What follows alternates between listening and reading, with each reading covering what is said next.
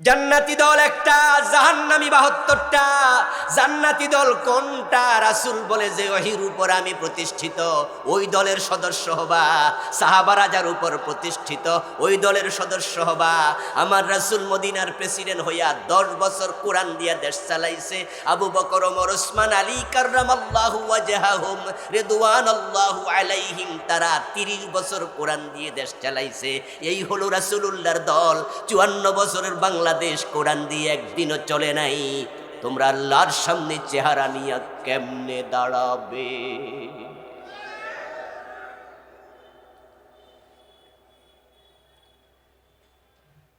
আমাদের ওয়াজগুলোকে কেউ কেউ মনে করে নামাজ রোজার ওয়াজ না করে রাজনীতির ওয়াজ কেন করে? ও দোস্ত, আমার ওয়াজের কারণে কালকে ইসলাম কায়েম হয়ে যাবে সেটা না। ব্যাপারটা এত সহজ না। দিন কায়েম হলে হবে, না হলে আল্লাহ আমারে ধরবে না, কিন্তু রাসূলের দলের সদস্য হয়ে মরা লাগবে।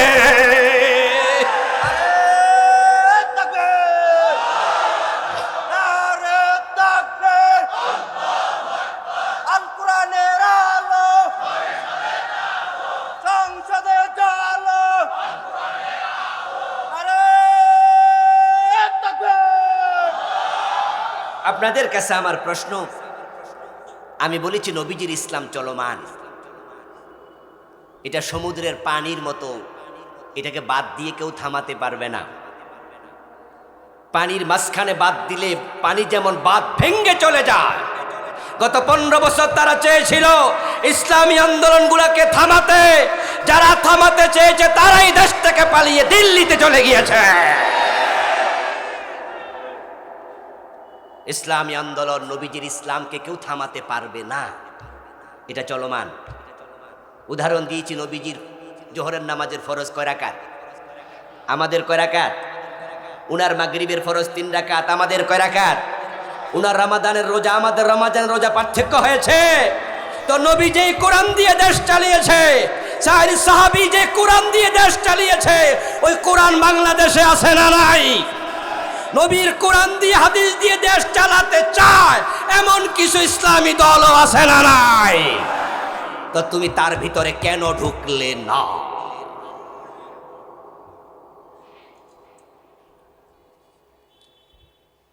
মরে যাবেন তো, আজরাইল এসে যাবে যে কোনো দিন। আপনি দিন কায়েমের দলে, কোরআনের বিজয়ের দলে আপনি আসেন নাই, ওহীর পক্ষে আপনি ছিলেন না, বরং আপনি মাইকের সামনে টেলিভিশনের ক্যামেরায় সাক্ষাৎকার দিয়ে বলছেন যে আমরা শরিয়া আইনে বিশ্বাস করি না। আবার আপনি বলছেন যে মেয়েরা অধিকার দেয়নি পুরুষকে 4 বিয়ে করার। 4 বিয়ের কোনো বিধান বাংলাদেশে চলুক এমন দেশ আমরা চাই না। আপনি এক নেতা বলবেন শরীয়ত মানেন না, আরেক নেতা এসে বলবেন 4 বিয়ের ইসলামী আইন আমরা মানি না। আরে কোন পুরুষ 4 বিয়ে করবে কে করবে না সেটার বিধানও ইসলামে আছে, কিন্তু আপনি সরাসরি যদি বলেন যে 4 বিয়ে চলবে না, সরাসরি আপনার অবস্থান আল্লাহর কোরআনের বিরুদ্ধে। শরিয়া আইন আপনি মানবেন না, কি বললেন এটা? শরিয়া মানে তো ইসলাম, শরীয়ত মানে তো নামাজ, শরীয়ত মানে তো রোজা, শরীয়ত মানে তো চোর ধরে হাত কাটা, শরীয়ত মানে তো জিনা করলে 100 বেত লাগানো, শরীয়ত মানে তো হচ্ছে মদ পান করলে 80 বেত লাগানো, শরীয়ত মানে তো রোজা, শরীয়ত মানে তো হজ। তো শরীয়ত মানি না মানে ইসলাম মানি না। আর এগুলো শোনার পরেও আপনি সে দলের সদস্য থাকবেন, ওদেরকে সহযোগিতা করবেন, আবার নিজে জান্নাতের স্বপ্ন দেখবেন। জান্নাত কি মামুর বাড়ির কলা যে আবদার করলে পাওয়া যায়? এই জন্য প্রিয় নবীজি সাল্লাল্লাহু আলাইহি ওয়াসাল্লাম বলেছেন যে আমার উম্মত 73 দল হবে, জান্নাতি 1 দল, শুধু কোরআনের দল, হাদিসের দল। মানুষ যখন মরে যায়, কবরে যখন লাশ রাখে, একটা দোয়া পড়া হয়, বিসমিল্লাহি ওয়া আলা মিল্লাতি রাসূলিল্লাহ। বাংলা অর্থ কি? বিসমিল্লাহি আল্লাহর নামে, ওয়া আলা মিল্লাতি রাসূলিল্লাহ, রাসূলের দলে দিয়ে দিলাম। আমরা যখন কবরে যাব সবাই কার দলে যাব? চুপ থাকা যাবে না, কথা বলুন, কার দলে? আপনি রাসূলের দলে যাবেন না তো পাবলিক আপনারা জোর কইরা তুলে দেবে। কারণ মরার পরে তো আপনার সাদা কাফন পড়াইয়া দুই মাথা কিন্তু বাইন্দা দিব, ঠিক না? ঠ্যাঙে কোরআন বানবো, মাথায়ও বানবো, ফলানোর জায়গা নাই, বাইন্দা দিয়ে বুঝাইছে যাইবি কই বেড়া ঢোক। তা আপনারে সাদা কাপড়ের ভিতরে ঢুকাইয়া তারপরে কবরে রাখার সময় সবাই মিল্লা কইব রাসূলের দলে দিলাম। কিন্তু তো রাসূলের দলে যেহেতু যেতেই হবে, মরার পরে যাবেন না, আজকে যাওয়া দরকার। কোরআন হাদিসের দলে যেতে হয়, যেহেতু আজকে যেতে হবে, কোরআনের দলে আসতে কে কে রাজি? দুই হাত তুলে দেখান।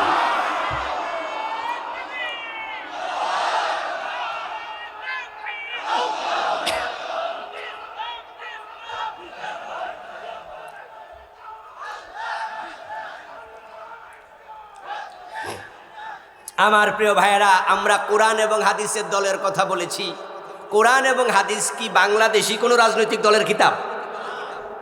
এটা সকল মুসলমানের কিতাব। সুতরাং আপনি ভাববেন না আমি অমুক রাজনৈতিক দলের ভোট দিতে কইছি, আর মাঝখানে বয়ে বয়ে বলবেন যে মাহফিলে আইসে এরকম কয়। আরে দোস্ত, মাহফিল তো কোরআনের কথাই বলে, হাদিসের কথাই বলে। যদি তোমরা কোরআন হাদিসের পক্ষে চলে আসো, আমরা তোমাদেরকে কাঁধে তুলে নাচবো।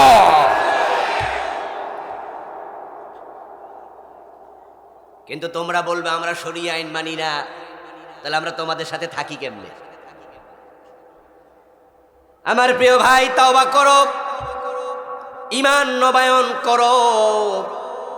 মানুষ মাঝে মাঝে এমন কিছু কথা বলে, কথা বলার সাথে সাথে ঈমানটা চলে যায়। এজন্য প্রিয় নবীজি বলছেন জাদ্দিদু ঈমানাকুম বিকাউলি লা ইলাহা ইল্লাল্লাহ। তোমরা মাঝে মাঝে কালেমা পড়ে তোমাদের ঈমানকে নবায়ন করে নিও। নবীজি সাল্লাল্লাহু আলাইহি ওয়াসাল্লাম আল্লাহ তাআলা দ্বীনের বিজয়ের জন্য পাঠালেন, যেটা নবীজির জীবনের লক্ষ্য। 3টি সূরা থেকে শোনালাম। এবার আপনাদেরকে একটু প্রশ্ন করব, যারা জবাব জানেন জবাব দিন। আমার রাসূল যখন বিদায় নেন, তখন দ্বীন পরাজিত রেখে গেছেন না বিজয়ী? তাহলে নবীর জীবনের লক্ষ্যে তিনি 100% সফল। যখন তিনি পৃথিবীতে এসেছিলেন, তখন যুগটার নাম ছিল আইয়ামে জাহিলিয়া। এর সে জঘন্য যুগ পৃথিবীতে আসেনি। কিন্তু প্রিয় নবী সাল্লাল্লাহু আলাইহি ওয়াসাল্লাম ইন্তেকালের আগে বললেন, খায়রুল কুরুনি করনি। এখন আর জাহিলিয়াত নাই, শোনো আমার যুগ পৃথিবীর সর্বশ্রেষ্ঠ যুগ হয়ে গেছে। নবীজি ইসলামকে বিজয় করলেন এবং তিনি বললেন, আল ইসলামু ইয়ালু ওয়া লা ইউলা আলাই। ইসলাম বিজয়ী হতে এসেছে, ইসলাম পরাজিত হতে আসেনি। আবার শোনাচ্ছি, কালা রাসূলুল্লাহি সাল্লাল্লাহু আলাইহি ওয়াসাল্লাম আল ইসলামু ইয়ালু ওয়া লা ইউলা আলাই। আমার রাসূল বলতেছেন ইসলাম বিজয়ী হতে এসেছে, পরাজিত হতে আসে নাই। এবার আপনাদের কাছে আমার প্রশ্ন, বাংলাদেশে 54 বছর ধরে ইসলাম কি বিজয়ী অবস্থায় আছে না পরাজিত? এখানে আমাদের ভূমিকা রাখা দরকার আছে না নাই? এজন্য আল্লাহর কাছে জবাব দিতে হবে কিনা? হাসরের ময়দানে জবাব দিতে চাইলে ইসলাম বিজয়ের জন্য কাজ করা দরকার আছে না নাই? ইসলাম বিজয়ের একটি সুযোগ বাংলাদেশে এসেছে, এই সুযোগ কাজে লাগায় দাও। মাথা তুলে দাঁড়ালে হতে পারে আগামীর সংসদ কোরআনের সংসদ হয়ে যাবে। মর্নিং সোজ দ্য ডে, বিখ্যাত ইংরেজি প্রবাদ, প্রত্যুষ দিবসের প্রতিচ্ছবি। আগস্ট বিপ্লবের পর, জুলাই বিপ্লবের পর 5ই আগস্ট যখন রাম বামেরা বাংলাদেশ থেকে পালিয়ে গেল, বাংলাদেশের দৃশ্যপটটাই চেঞ্জ হয়ে গেল। আজকে যেই হেফাজতে আপনার খতমে নবুয়তের আহ্বানে ঢাকাতে যে বিশাল সম্মেলন হলো, লক্ষ লক্ষ মুসলিম একসাথ হলো। এর কিছুদিন আগে এই সোহরাওয়ার্দী উদ্যানে আরেকটি বড় ইসলামী দলের মহাসম্মেলন হলো। আসার পথে যাওয়ার পথে অ্যারেস্ট হয়েছে কয়জন? কথা বলে না কেন? অ্যারেস্ট হয়েছে। এখন আমরা যারা আলেম ওলামা আছি, আমাদের মাহফিলে কেউ কি এখন আর মাইক টেনে ফেলে দেয়? কোন পুলিশ এসে কোনো বক্তাকে অ্যারেস্ট করে? জুলাই বিপ্লবের পর আল্লাহ বাংলাদেশের পরিবেশটাই ইসলামের পক্ষে এনে দিচ্ছে। এখন টিওন অফিসে যান, ডিসি অফিসে যান, এসপি অফিসে যান, এখন দাড়িওয়ালা মানুষ গেলে বরং ওরা আরো সালামদের সম্মান করে। আর আগে দাড়িওয়ালা ফাইলে গর্তে থেকে বাইর করে ধরছে। আমি যে প্রবাদটা বললাম, মর্নিং সজদা ডে, প্রত্যুষ দিবসের প্রতিচ্ছবি, ইসলাম বাংলাদেশে আসছে, আমরা মাথা তুলে দাঁড়ালেই কোরআন এখানে স্টাবলিশড হয়ে যাবে, বিজয়ী হবে। তার প্রমাণ হচ্ছে ঢাকা বিশ্ববিদ্যালয়, জাহাঙ্গীরনগর বিশ্ববিদ্যালয়, চট্টগ্রাম বিশ্ববিদ্যালয়, রাজশাহী বিশ্ববিদ্যালয়, চাকসু এবং ডাকসু প্রমাণ করেছে এদেশের যুবকেরা, যুবতীরা, শিক্ষিত লোকেরা ইসলামের পক্ষে চলে এসেছে। এখন আমরা একটু মাথা তুলে যদি দাঁড়ায়া যাই, ইসলাম ওরা এক হয়ে যায়, সব ইসলামী দল একসাথ হয়ে যায়, ইসলাম কেউ ঠেকাতে পারবে না, পারবে না, পারবে না। দিন বিজয়ের জন্য সকল ইসলামী দলের একসাথ হওয়া দরকার আছে না নাই? সকল নামাজি, হাজি, গাজী, ইসলামপন্থীর এবার কমপক্ষে কোরআনকে সংবিধান বানানোর জন্য ঐক্যমত দরকার আছে না নাই? আমরা আজকে দেখেছি বিশাল সম্মেলন খতম নবুয়তের, ওখানের বক্তারা কি বলেছে? প্রায় সকল বক্তার একটাই বক্তৃতা ছিল, কাদিয়ানীদেরকে রাষ্ট্রীয়ভাবে অমুসলিম ঘোষণা। আচ্ছা, কাদিয়ানীরা তো মুসলিম না কাফের? তাহলে ফতুয়া ঘোষণার কিছু নাই, আমরা হেরা রাষ্ট্রীয়ভাবে ঘোষণা করলো কাফের, রাষ্ট্র না করলো কি, এটা নিয়ে তো অসুবিধা নেই। কিন্তু ওরা মুসলমানের লেবাস ধরে মুসলিমদেরকে ধোঁকা দিচ্ছে। এজন্য আমাদের দাবি হলো তাদেরকে রাষ্ট্রীয়ভাবে অমুসলিম ঘোষণা করো। আচ্ছা, এই দাবিটা আজকে যারা করলো, লক্ষ লক্ষ মানুষ গেল, শত শত বক্তা বক্তৃতা দিল, এই দাবিটা কার কাছে করলো? রাষ্ট্র বর্তমানে চালাইছে কে? কথা বলে না কেন? নাম বলেন না কি?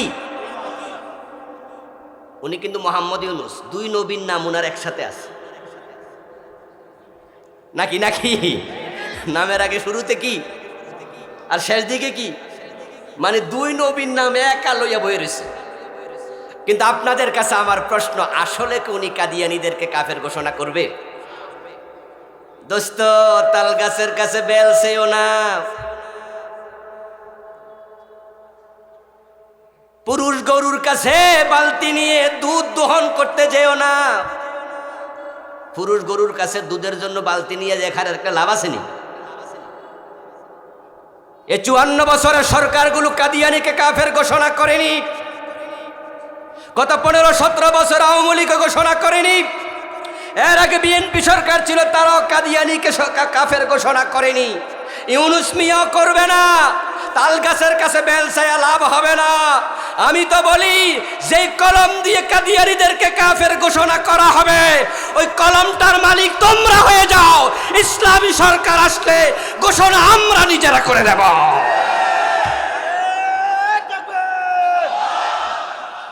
কাদিয়ানীরা কাফের, কাফের, কাফের, কাফের। আমার প্রিয় ভাইরা, তাল গাছের কাছে বেল চাইলে যেমন পাওয়া যায় না, পুরুষ গরুর কাছে দুধ পাওয়া যায় না, এই জাতীয় যারা ইসলামী মানে না, ডক্টর ইউনূস মিয়াকে আমরা ইসলামওয়ালারা ক্ষমতায় বসালাম। এই জুলাই বিপ্লবের পিছনে অবদান কাদের বেশি? ইয়াদের, নাস্তিকদের, ওই রামবামদের। ওরা তো আগে জালেমদের, ফ্যাসিস্টের দোসর ছিল। যে 2000 শহীদ হয়েছে, তার মাঝে 14-1500 হলো নামাজি ইসলামওয়ালা পোলাপান, মাদ্রাসার ছাত্র, কলেজ ইউনিভার্সিটিতে নামাজ পড়ুয়া ছাত্র। আমাদের রক্তের উপর দিয়ে ডক্টর ইউনূস ক্ষমতায় বসলো, তারা আমরা আনলাম। আনার পরে উনি যে কমিশন বানালো সংস্কার, তার মাঝে 1 নাম্বারটা ছিল নারী নীতি সংস্কার, যেটার রিপোর্ট দিছে সবার আগে 1 নম্বরে দিছে। ওটাতে যেই প্রস্তাব দিছে ইসলামী থাকে না। ওরা নারী নীতির মাঝে লেখছে ইসলামের কারণে নাকি নারীরা বাংলাদেশে নিচে পড়ে আসছে। ওই যে আমি বলেছি, তাল গাছের কাছে বেল চাইয়া লাভ নাই। ডক্টর ইউনূস এগুলো করবে না, গত সরকার করেনি। এই বিশাল সমাবেশ করে লক্ষ কোটি টাকা খরচ হয়েছে, লাখ লাখ লোক কষ্ট করেছে, রেজাল্ট কিন্তু জিরো হবে। তারা এটা করবে না। সত্যিকার অর্থে যদি চাও কাদিয়ানি কাফের হক, ইসলামকে বিজয় করো, ইসলামী শক্তিকে ক্ষমতায় পাঠাও, আমরা কলম দিয়ে নিজেরা কাফের ঘোষণা করে দেব। কিন্তু যেই হুজুররা আজকে বিশাল মাঠে সোহরাওয়ার্দী উদ্যানে মাইকের সামনে বক্তৃতা দিছে, ওরাই কিন্তু অনেকে তলে তলে আবার ওদের কাছে এমপি হওয়ার জন্য ধর্ণা দিচ্ছে। কিছু হুজুর আছে না নাই, 2-4টা আসন্নি পাওয়া যায়, এই জন্য ওদের কাছে গিয়ে ওদের পায়ের কাছে বয়ে থাকে, ওদের কাছে তেল মালিশ করে। তো তুমি ওদের কাছে কাদিয়ানি কাফের ঘোষণা চাইয়া লাভ কি? তারা তো অতীতে ক্ষমতায় ছিল, ঘোষণা করে নাই। দিন যদি বিজয় হয়ে যায়, মাথা উঁচু করে দাঁড়াতে পারবেন। কোরআন নবীজি বিজয় করে গিয়েছিলেন, নবীজির সুন্নাহ জীবিত করতে হবে। 92% মুসলমানের দেশ আল্লাহর আইনে কেন চলবে না?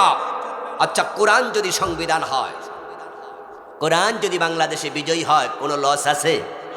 কোনো অসুবিধা আছে? বরং শুধু সুবিধা আর সুবিধা। নবীজির ইসলাম যখন পৃথিবীতে এস্টাবলিশড হয়েছিল, তার দৃশ্য, এস্টাবলিশড হওয়ার আগের দৃশ্য, আকাশ পাতাল ব্যবধান। জাহিলিয়াতের যুগে কথায় কথায় মানুষ খুন করত, দিনে দুপুরে ডাকাতি হতো, ছিনতাই হতো, চুরি হতো। কোন সুন্দরী রমণী যদি নিজের বাবার বাড়ি থেকে একা একা স্বামীর বাড়িতে 3 মাইল 4 মাইল দূরে যেত, প্রতিমধ্যে দর্শিতা হতো, ইজ্জত হারাতো। পুলুক লোকেরা, চোরেরা। আমার রাসূল তো কোরআনের বাহিরে কিছু করেন নাই, কিছু বলেন নাই, ওহির বাহিরে তিনি চলেন নাই। এই জন্য তার জীবনটাই হচ্ছে কোরআন, জীবনটাই কোরআনের ব্যাখ্যা। মা আয়েশা সিদ্দিকা রাদিয়াল্লাহু তাআলা আনহাকে প্রশ্ন করা হয়েছিল। কোন একজন তাবী বললেন, মা, নবীজিকে আমি দেখিনি, আপনি আমাকে একটু বলুন তো রাসূলুল্লাহ চরিত্র কেমন ছিল, কর্মনীতি কেমন ছিল, কর্মপন্থাটা কি ছিল? মা আয়েশা সিদ্দিকা রাদিয়াল্লাহু তাআলা আনহা তখন উল্টা প্রশ্ন করলেন, আমা তাকরাউল কোরআন, হে আল্লাহর বান্দা, তুমি কি কোরআন পড়ো না? ক্বালা বালা। তাবী জবাব দেন যে, হ্যাঁ, আমি তো কোরআন পড়ি। তখন মা আয়েশা বললেন, কোরআন যদি পড়ো, নবীজির চরিত্র কর্ম জানার জন্য আমাকে প্রশ্ন করা দরকার নেই। খুলুকুহুল কোরআন, কোরআনই হচ্ছে নবীর চরিত্র। মা ইয়ানতিকু আনিল হাওয়া ইন হুয়া ইল্লা ওয়াহয়ু ইউহা।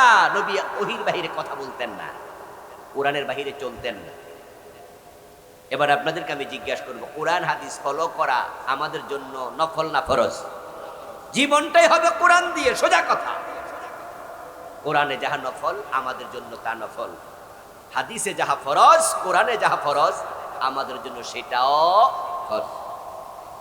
তো নবীজিকে আল্লাহ তাআলা আমাদের সম্মুখে রাখলেন, রেখে তিনি বললেন কোরআন মাজিদে, লাকাদ কানা লাকুম ফি রাসূলিল্লাহি উসওয়াতুন হাসানাহ। ও দুনিয়ার মানুষ, রাসূলুল্লাহর জীবনে তোমাদের জন্য সর্বোত্তম আদর্শ আমি রেখেছি। আর এতে বললেন, এবার কুল ইন কুনতুম তুহিব্বুনাল্লাহ ফাত্তাবিউনি। আপনি মানুষকে জানিয়ে দেন, তোমরা যদি আল্লাহকে ভালোবাসতে চাও, আল্লাহর ভালোবাসা পেতে চাও, ফাত্তাবিউনি, তাহলে তোমরা আমি নবী মুহাম্মদকে অনুসরণ করো। ইউহিব্বুকুমুল্লাহ, যদি নবীকে তোমরা অনুসরণ করো। এবার আল্লাহ তাআলার ঘোষণা পবিত্র কোরআন মাজিদে, ইউহিব্বুকুমুল্লাহ, যে নবীকে মেনে চলে আল্লাহ নিজে তাকে ভালোবাসেন। তার নবীজিকে মেনে চললে আল্লাহ ভালোবাসেন। ওয়া ইয়াগফির লাকুম যুনুবাকুম, আল্লাহ যাকে ভালোবাসেন, আল্লাহ বলছেন তিনি তার জীবনে সব গুনাহ ক্ষমা করে দেবেন। তো নবীজির ভালোবাসার সাথে, নবীজির ইত্তেবার সাথে আমাদের জীবনের সফলতা জড়িত। তো নবীজি যাহা করেছেন আমরা তাই করব, নবীজি যাহা বলেছেন আমরা তাই বলবো, নবীজি যেভাবে করেছেন আমরা সেভাবে করব, নবীজি যখন করেছেন আমরা তখন করব, উনার মতো করে জীবন সাজাবো। তাহলে নবীজির জীবনের লক্ষ্যটাকে আমাদের জীবনের লক্ষ্য বানাবো। নবীজির কর্ম যাহা উম্মতের কর্ম তাহা। তো নবীর জীবনের লক্ষ্য যাহা উম্মতের জীবনের লক্ষ্য হবে হুবহু তাহা। আমি যা বললাম আশা করি বুঝতে পেরেছেন। তাহলে নবীজির লক্ষ্য কি ছিল জীবনের, এটা আমাদের জানিতেই হবে, জানলেই তো মানা যায়। বাংলাদেশে 92% মুসলমান আছে। 92% মুসলমানের দেশে নবীজির জীবনের লক্ষ্যের চর্চাটা হয় খুব কম। এই বিষয়ের আলোচনা হয় খুব কম মাহফিল। 100টা মাহফিল যদি হয়, হয়তো 20টা মাহফিল ওই আলোচনাটা হয় না, বাকি 80টাতে হয় রোজার আলোচনা, জাকাতের আলোচনা, নামাজের আলোচনা, হালাল হারামের আলোচনা, পর্দার আলোচনা, জিকিরের আলোচনা, এগুলো হয়। কিন্তু নবীর জীবনের লক্ষ্য কি, এই আলোচনা হয় খুব কম। আর এই আলোচনাটা না থাকার কারণেই 92% মুসলমানের দেশে ইসলাম নাই। শুধু আব্দুল্লাহ, আব্দুর রহমান, ইব্রাহিম, মুসা, অমক তমক নামের মুসলমান আছে, মুসলমানের অভাব নাই। কিন্তু আপনি জান যে অফিস আদালতে, ব্যবসা বাণিজ্যে, অর্থনীতি, রাজনীতি, কোথাও ইসলাম পাবেন না। হাইকোর্টের বিচারপতি আব্দুল্লাহ, সুপ্রিম কোর্টের বিচারপতি আব্দুর রহমান, সেখানকার সাক্ষী আবার মোহাম্মদ, সেখানকার আরেকজন আসামি সে হয়তো ইব্রাহিম। এই নামগুলোই তো আমাদের মাঝে মুসলিম। আপনি দেখবেন যে সবাই মুসলিম, বিচারক মুসলিম, আসামি মুসলিম, বাদী মুসলিম, বিবাদী মুসলিম, সাক্ষী মুসলিম, উকিল মুসলিম, হাতে হ্যান্ডকাপ নিয়ে দাঁড়িয়ে আছে যে পুলিশ, তারাও মুসলিম। কিন্তু সেই আদালতে ইসলাম দিয়ে 54 বছরে কোনো বিচার হয় না, বিচার হয় ব্রিটিশ খ্রিস্টানদের আইনে। তো মুসলিম আছে আদালতে, ইসলামটা নাই। ব্যবসা বলেন, অর্থনীতি বলেন, রাজনীতি বলেন, এই 54 বছরে আমরা দেখলাম যে এ দেশের ব্যাংক, বিমা, কোন জায়গাতে ইসলাম নাই। কিন্তু সব জায়গায় আব্দুল্লাহ, আব্দুর রহমান আছে। এই জন্য আল্লামা ইকবাল রাহেমাহুল্লাহ উনি বিলেত সফর করে ফিরে এসে বলেছিলেন, আমি বিলেতে ইসলাম পেয়েছি, মুসলিম পাইনি। আর ভারতবর্ষে আমি মুসলিম পেয়েছি কিন্তু ইসলাম পাইনি। ও দেশে এত আব্দুল্লাহ, আব্দুর রহমান নাই। ওখানে আছে সব খ্রিস্টানদের নাম, অমক তমক যত আছে উল্টাপাল্টা নাম। কিন্তু সে দেশের মানুষের মাঝে ইসলামের চর্চা আছে। ওরা মিথ্যা কথা বলে না, ওরা ওজনে কম দেয় না, ওরা মালে বেজাল দেয় না, ওরা মানুষকে ঠকায় না, ওরা প্রতারণা করে না, ওরা জুলুম করে না, ওদেরকে ঘোষ দিয়ে বিচার উল্টানো যায় না, ওরা ক্ষমতা দখলে রাখার জন্য ছোট্ট বাচ্চাদের বুকে গুলি চালায় না। ও দেশে যারা মুসলিম আছে তারাও নিরাপদ থাকে, বিনা দোষে কোনো মুসলিমকে তারা অন্যায়ভাবে অ্যারেস্ট করে না, ফাঁসি তো দূরের কথা। কিন্তু আব্দুল্লাহ, আব্দুর রহমানের বাংলাদেশে দেখো, শুধু ক্ষমতা ধরে রাখার জন্য জুলাই আন্দোলনে প্রায় 2000 মানুষকে খুন করা হয়েছে। চলছে জুলুম, চলছে অত্যাচার। ওরা পরিষ্কার পরিচ্ছন্নতার সবক নিয়েছে, ইসলামের বিধানগুলো তারা মানে। আমি সেপ্টেম্বর মাসের 29 তারিখে দুদিনের সফরে জাপানে গিয়েছিলাম, গত 1.5 মাস 2 মাস আগে। ছোট্ট একটি সফর আমার ছিল। আমি বিস্মিত হয়েছি তাদের পরিচ্ছন্নতা, জ্ঞান, শৃঙ্খলা বোধ দেখে। জাপানের রাস্তাঘাটে আমি ময়লা দূরের কথা, একটা কাগজের টুকরাও দেখি নাই।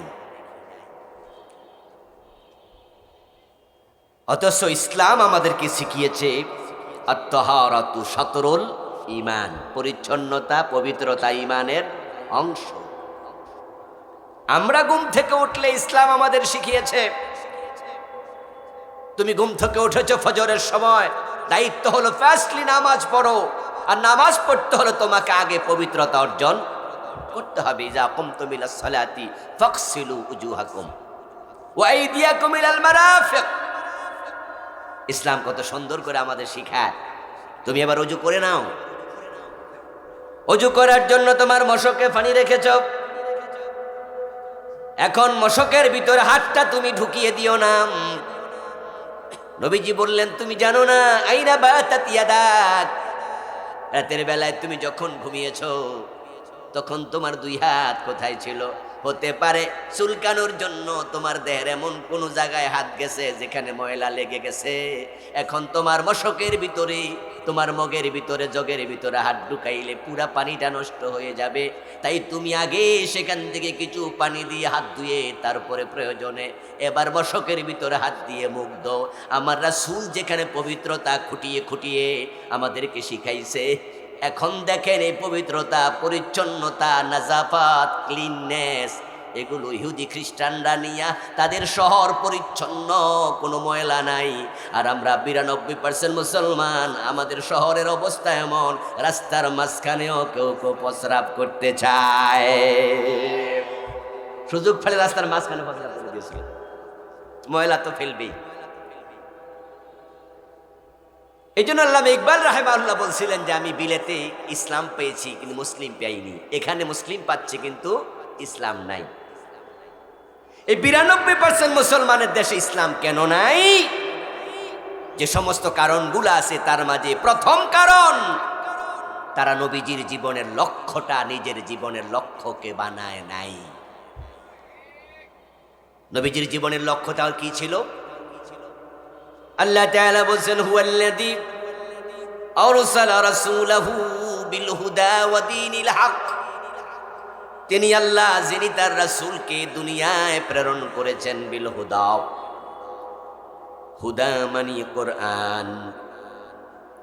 আল্লাহ বলে আমি আমার রাসূলকে কোরআন দিয়ে দুনিয়ায় পাঠাইছি। ওয়া দীনিল হক, দ্বীন হক মানে ইসলাম, আমার রাসূলকে আমি ইসলাম সাথে দিয়েছি। তিনি আল্লাহ যিনি তার রাসূলকে কোরআন এবং ইসলাম সহ দুনিয়ায় পাঠাইছে। কেন পাঠাইছে? উদ্দেশ্য কি? লিইয়ুযহিরাহু আলাদ-দীনি কুল্লিহি, সমাজে যত বিধান আছে, মতবাদ আছে, সংবিধান আছে, আদিয়ানে বাতালা আছে, মানুষের বানানো, মানুষের তৈরি মত পথ আছে, আমি আল্লাহ রাসূলকে পাঠিয়েছি কোরআন ইসলাম দিয়া। উদ্দেশ্য হচ্ছে লিইয়ুযহিরাহু, আমার রাসূল ইসলামকে সমাজে বিজয়ী করে দেবে।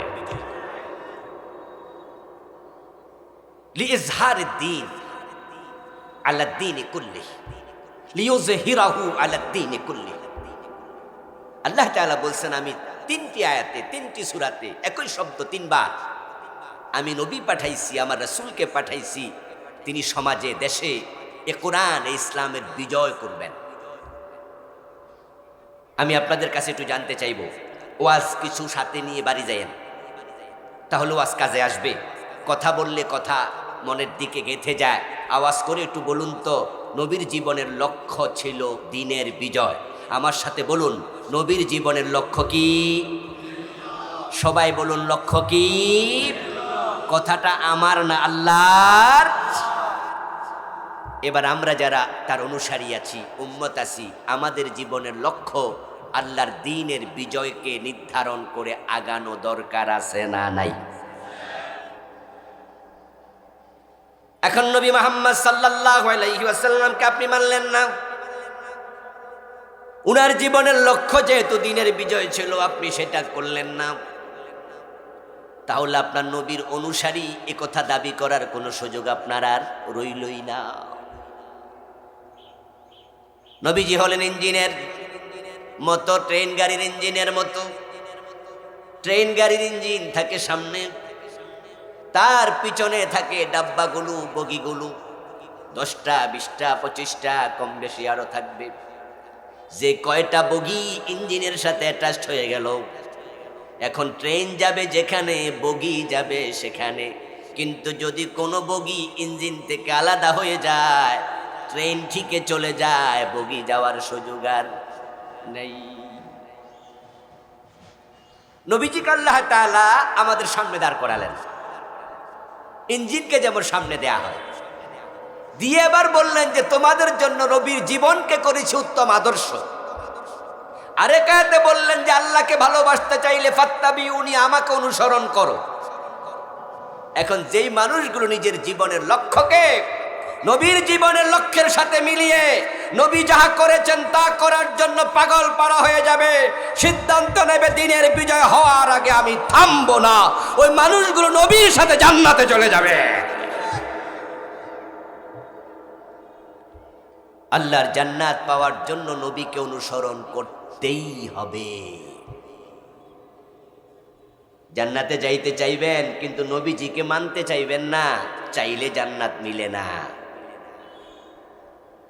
যদি চাইলে জান্নাত পাওয়া যেত হিন্দুরাও পেত। এই শিবপুর বাজারে কিছু কিছু দোকানদার আছে, দেখবেন যে তাদের দোকানে মরা বাবার ছবি ঝুলাইয়া রাখছে এবং ছবির মাঝে সুন্দর করে এভাবে লিখে দিচ্ছে স্বর্গীয় দুলাল চন্দ্র দাস। স্বর্গীয় মানে কি? স্বর্গে যাবে না গেছে গা? দোকানদারে অলরেডি বাবারে স্বর্গে পাঠাইয়া দিছে। হিন্দু মিয়া যে তার বাবারে স্বর্গে পাঠাইলো, এতে বোঝা যায় যে স্বর্গে যাওয়ার শখ তারও আছে। স্বর্গ মানে জান্নাত, জান্নাত মানে বেহেশত, বেহেশত মানে হেভেন, হেভেন মানে হচ্ছে বাগান। চোখ, নয়ন, আখি, শব্দ তিনটা, বস্তু কয়টা? একটা। আরবিতে বলে জান্নাত, বাংলায় বলে বাগান, ফার্সিতে এটাই বলে বেহেশত, ইংরেজিতে এটাকে বলে হেভেন, আর সংস্কৃতি শব্দ হলো স্বর্গ। তাহলে হিন্দুরা যে জান্নাতে যেতে চায়, স্বর্গে যেতে চায়, চাইলে কি হয়? আমার দোস্ত তারা চেয়েছে, তারা লিখেছে, কিন্তু তারা জান্নাতে যাবে না, কারণ তারা নবী মুহাম্মদ সাল্লাল্লাহু আলাইহি সাল্লামের আহ্বানে সাড়া দিয়া তারা ঈমান আনে নাই, ইসলামকে তাদের জীবন বিধান রূপে গ্রহণ করে নাই। এখন তারা রাসূলকে না মানার কারণে, ঈমান না আনার কারণে, ইসলাম না মানার কারণে তারা স্বর্গীয় লেখলেও কোনো লাভ নাই। কোনো হিন্দু বেহেশতে যাবে না। আমার আলোচনা যদি শোনেন কোনো হিন্দু, আপনি মনে কষ্ট পাচ্ছেন, হুজুররা কত খারাপ, আমরা স্বর্গে যাইতেও দিব না। ও রাস্তার পাশে দাঁড়ায় দাঁড়ায় বলতেছে, দেখছো না আমরা স্বর্গীয় লেখছি, এটা হুজুরদের সহ্য হইতেছে। উনারা কত খারাপ যে আমরা বেহেশত তো ঢুকতে দেয় না, স্বর্গেও দেয় না। আমার দোস্ত, হিন্দুরা জান্নাতে যাক, তারা স্বর্গে গেলে আমাদের কোনো লস নাই। আমরাও তো তাদেরকে জান্নাতের পথে ডাকছি, চাইলেই হবে না। ঈমান আনো, ইসলাম মানো, তোমরা আমরা একসাথে আল্লাহর জান্নাতে চলে যেতে চাই। কিন্তু শুধু জান্নাতে যেতে চাইবা, আবার তুমি লক্ষ্মী পূজা করবা, দুর্গা পূজা করবা। এই আকাশ এবং জমিন তো দুর্গা আর লক্ষ্মী বানায় নাই, বানিয়েছে কে?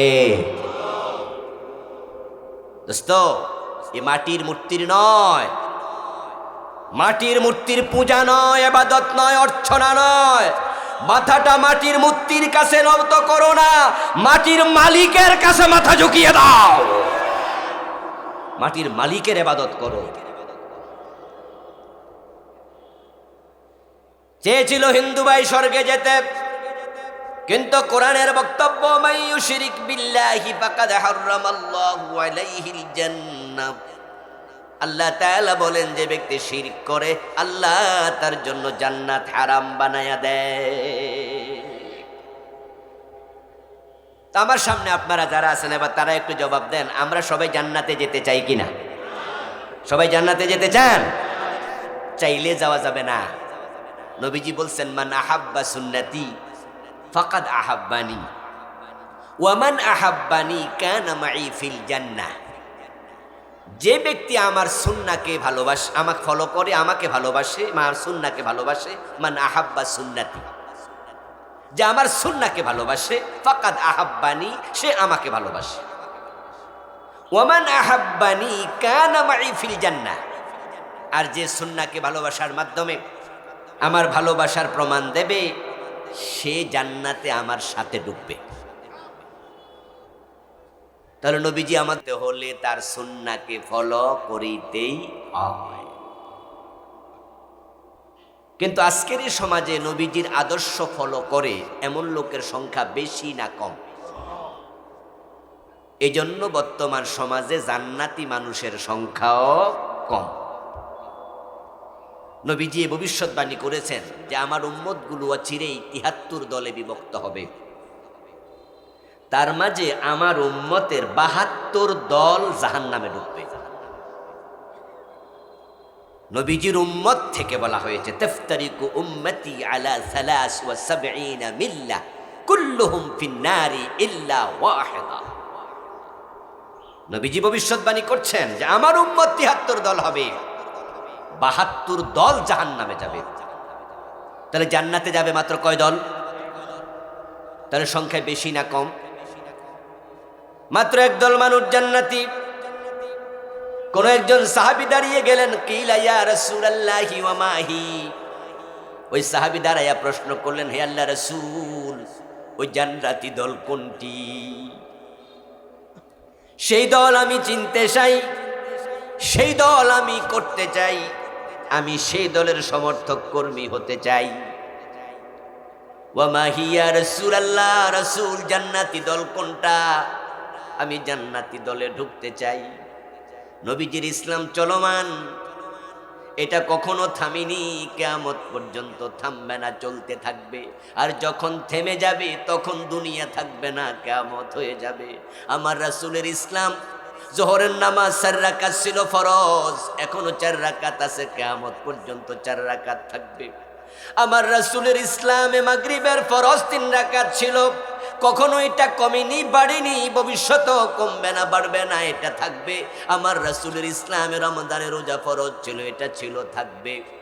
আমার রাসূলের যুগেও জান্নাতি দল ছিল একটা, এরকম দল কিয়ামত পর্যন্ত থাকতেই থাকবে। সাহাবী জিজ্ঞেস করলেন, ওয়া মা হিয়া রাসূলুল্লাহ, রাসূল জান্নাতি দল কোনটা? আমার রাসূল তখন জবাব দেন, মা আনা আলাইহি ওয়াসহাবি, যাহার উপর আমি নবী প্রতিষ্ঠিত, আমার সাহাবারা প্রতিষ্ঠিত, যদি তুমি তার উপর প্রতিষ্ঠিত হও তুমিও জান্নাতি। মা আনা আলাইহি, যার উপর আমি। তো নবীজি কিসের উপর ছিলেন? ওহীর উপরে। এটা আবার কোরআনের অন্য আয়াতে আল্লাহ তাআলা বলছেন, কুল ইন আত্তাবিউ ইল্লা মা ইউহা ইলাইয়া। হে রাসূল, উম্মতকে আপনি বলুন, জানায়া দেন যে ওহী আমার উপর নাজিল হয়, আমি নবী তাহা মানতে বাধ্য। ইন্নী আখাফু ইন আসাইতু রাব্বি আযাব ইয়াউমিন আযীম। এবার আয়াতের পরের অংশ হলো, আপনি উম্মতকে এটাও জানাইয়া দেন, যদি আমি ওহীর অমান্যতা করি, অবাধ্যতা করি, না মানি, কঠিন আযাবের দিনে আমারও ভয় হয়, আযাবের শাস্তি আল্লাহ আমারে দেবে, শাস্তি দেবে। ওই আযাবের ব্যাপারে আমি শঙ্কা করি, যে ওহী মানে না, আল্লাহ তাকে ছাড় দেবে না। ইন্নী আখাফু, নিশ্চয় আমি আশঙ্কা করি, ভয় করি, আযাব ইয়াউমিন আযীম, মহান দিবসের আযাবকে। ওহী আমি মানি, এমন ভাবে মানেন তিনি ওহী। পরামর্শ দেয়া হয়েছিল মহিলা চোরের হাত না কাটার জন্য। নবীজি তখন বললেন যে কি পরামর্শ দিচ্ছ, কি প্রস্তাব দিচ্ছ? এই মহিলার হাত না কাটা সেটা নয়, ওর জায়গায় যদি আমার মেয়ে ফাতেমা চুরি করে, আমি ফাতেমার হাতটাও কাটবই, আমি ফাতেমার হাতটাও কাটবই। কেন কাটবো? কোরআনের মাঝে, ওহীর মাঝে চোর ধরে হাত কাটার বিধান আছে না নাই? এই জন্য আমি নবী মুহাম্মদ ওহীকে এমনভাবে ফলো করি, আমি আমার মেয়ে চুরি করলে তাকেও ছাড় দেব না। নবীজি ইসলামকে, ওহীকে এমনভাবে মানতেন। আমার নবী সাহাবারা মা আনা আলাইহি ওয়াসহাবি, ঠিক রাসূলের মতো ইসলাম মানতেন। নবীজির ইসলাম সাহাবাদের ইসলামের মাঝে চুল পরিমাণ কোনো ব্যবধান ছিল না। আবু বকর সিদ্দিক রাদিয়াল্লাহু তাআলা আনহু ক্ষমতায় আসলেন, খলিফা হলেন। কিছুদিন পরে একদল লোক যাকাত দিতে অস্বীকার করলো। আবু বকর সিদ্দিক এটা শুনে বললেন তাদের সাথে জিহাদ হবে, যুদ্ধের ঘোষণা দিলেন। ফারুক আজম ওমর রাদিয়াল্লাহু তাআলা আনহু বললেন, আবু বকর, এই লোকগুলো জাকাত দেবে না বুঝলাম, কিন্তু নামাজ তো পড়ে, ওদের তো মাথায় টুপি মুখে দাড়ি, এই নামাজি মানুষের বিরুদ্ধে আপনি তলোয়ার হাতে নেবেন কিভাবে, ওদের কল্লা কাটবেন কিভাবে? আবু বকর সিদ্দিক বললেন, ওমর, মান ফাররাকা লাউকাতিলান্না মান ফাররাকা বাইনাস সালাতি ওয়াজ যাকাত। আমি দৃঢ়তার সাথে ঘোষণা করছি, আপনার পরামর্শ নিচ্ছি না, যারা নামাজ পড়তে রাজি, যাকাত দিতে রাজি না, নামাজ এবং যাকাতকে আলাদা করে, আমার যুদ্ধ তাদের সাথে হবে। হযরত ওমর কিছু কনফিউজ, যে আবু বকর সিদ্দিক কি দৃঢ় হয়ে গেলেন, শক্ত হয়ে গেলেন, তাদের সাথে জিহাদের ঘোষণা দিলেন। হযরত আবু বকর সিদ্দিক হযরত ওমরের কাছে আরো বুঝাইয়া বিষয়টা ক্লিয়ার করছে, ব্যাখ্যা দিচ্ছে, নিজের দৃঢ়তার প্রমাণ করছে। তিনি আবার বলছেন, লাউ মানাউনি ক্বালা কানু ইউদ্দুনাহু ইলা রাসূলিল্লাহি লাকাতালতুহুম আলা মানঈ। আমার যুদ্ধের ঘোষণা শুনে মানুষগুলো যদি যাকাত দিতে রাজি হয়ে যায়, তারা খবর পাঠায়, আবু বকর যুদ্ধ করবেন না, আমরা যাকাত দেব। তবে নবীজির সময় আমরা ওট দিতাম, যাকাতের ওট, সাথে রশি দিতাম, যেন বেঁধে টেনে মদিনায় নিতে পারে। কিন্তু আপনার যোগে ওট দেব, রশি দেব না। নবীজির যোগে ছাগল দিতাম, সাথে রশি দিতাম, গলায় লাগাইয়া যেন টেনে নিতে পারে। আপনার যোগে আমরা ছাগল দেব, রশি দেব না। আবু বকর বলে, নবীজির ইসলামের সাথে এই যে রশিটুকু দেব না, এটা যদি বলে, এই পার্থক্য আবু বকর মানবে না, আমি রশির জন্য জেহাদ করব। মা আনা আলাইহি ওয়া আসহাবি। হযরত ওমর যখন খলিফা, উনার ছেলে আবু শাহামা মদপান করলো মিশরে। মদপান করার পর তিনি এক যুদ্ধে গিয়েছিলেন, সেখানে ভুলে মদপান করেছিলেন নবীজ ভেবে, কিন্তু পরক্ষণে তিনি মিশরের গভর্নর যিনি ছিলেন নবীজির সাহাবী আমর ইবনুল আস রাদিয়াল্লাহু তাআলা আনহু, উনার কাছে গিয়ে গায়ের জামা খুলে দিয়ে বললেন যে, চাচা আমাকে 80 বেত দেন। মদিনায় ফিরে গেলে বাবা ওমর তো আমারে প্রশ্ন করবে, তুমি মদপান করেছো। আমি তখন জবাব দেব, বাবা অপরাধীর চেহারা নিয়ে মদিনায় আসি নাই, পিঠের দিকে তাকাইয়া দেখো, আমি শাস্তি পিঠে নিয়ে এসেছি। আমর ইবনুল আস 80 বেত দিলেন। আবু শাহামা মদিনায় ফিরে গেলেন। হযরত ওমর জিজ্ঞাসা করলেন, ঠিকই কান থেকে কানে চলে গেছে খবর। জিজ্ঞাসা করলেন, আবু শাহামা যুদ্ধের মাঠে মদপান করেছো? আমার কাছে খবর এসেছে। তিনি গায়ের জামা খুলে বলেন যে, বাবা পিঠের দিকে তাকিয়ে দেখেন, আমি শাস্তি নিয়ে এসেছি। ওমর বললেন, দ্যাটস ওকে, মাশাআল্লাহ, ভালো কাজ করছো। কত বেত? বলে, আব্বু 80 বেত। একজন সাক্ষী আনো। কে ছিল সেখানে যখন তোমাকে বেত দেয়? তখন আমর ইবনুল আস দরজা লাগিয়ে বেত দিয়েছিলেন, তাই কোনো সাক্ষী নাই। আবু শাহামা বলল, আব্বু আমি আর উনি কেউ তো সাক্ষী ছিল না। হযরত ওমর সাথে সাথে বললেন, বিচার ক্যান্সেল। আমর ইবনুল আসকে চিঠি লিখলেন, আমর তুমি মিশর থেকে মদিনায় হাজিরা দাও, তাড়াতাড়ি আসো আমার কাছে। আমর ইবনুল আস রাদিয়াল্লাহু তাআলা আনহু ফিরে আসলেন। হযরত ওমর জিজ্ঞাসা করলেন, ঘরের দরজা লাগাইয়া অপরাধীকে শাস্তি দেওয়ার বিধান কোথায় পেয়েছো? আগে তার ব্যাখ্যা দাও। কারণ কোরআনের বিধান হচ্ছে, ওয়ালিয়াশহাদ আযাবাহুমা তাইফাতুম মিনাল মুমিনিন। সূরা নূরে আল্লাহ বলে, যদি কেউ জিনা করে 100 বেত লাগাও, আর বেতটা ঘরের দরজা লাগাইয়া নয়, একদল মুমিনের সামনে পিটাও। একদল মুমিন যেন তা দেখে।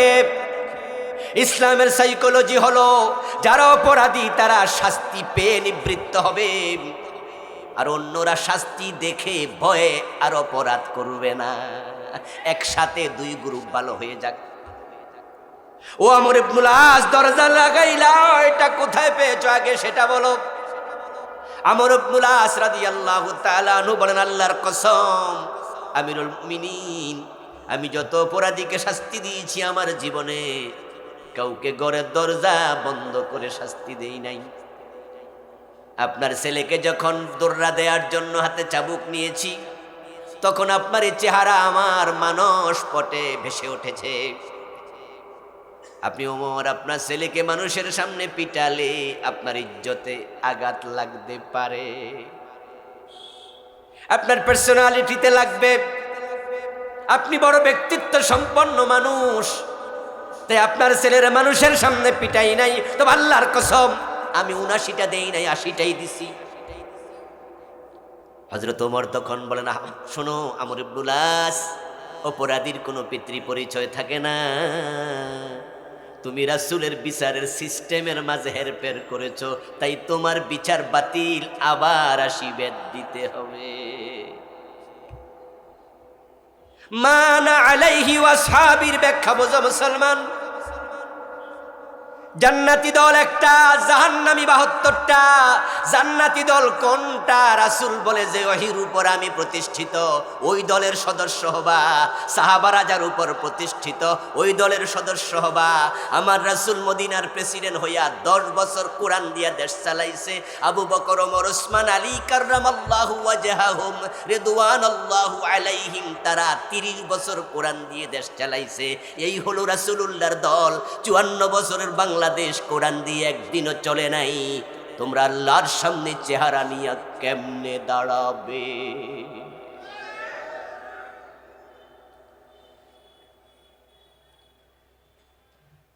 আমাদের ওয়াজগুলোকে কেউ কেউ মনে করে নামাজ রোজার ওয়াজ না করে রাজনীতির ওয়াজ কেন করে? ও দোস্ত, আমার ওয়াজের কারণে কালকে ইসলাম কায়েম হয়ে যাবে সেটা না। ব্যাপারটা এত সহজ না। দিন কায়েম হলে হবে, না হলে আল্লাহ আমারে ধরবে না, কিন্তু রাসূলের দলের সদস্য হয়ে মরা লাগবে।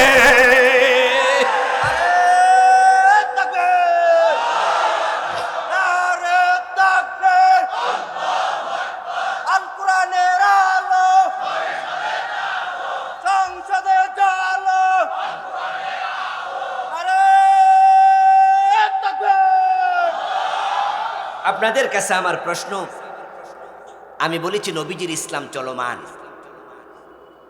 এটা সমুদ্রের পানির মতো, এটাকে বাদ দিয়ে কেউ থামাতে পারবে না। পানির মাঝখানে বাদ দিলে পানি যেমন বাদ ভেঙ্গে চলে যায়। গত 15 বছর তারা চেয়েছিল ইসলামী আন্দোলনগুলোকে থামাতে, যারা থামাতে চেয়েছে তারাই দেশ থেকে পালিয়ে দিল্লিতে চলে গিয়েছে।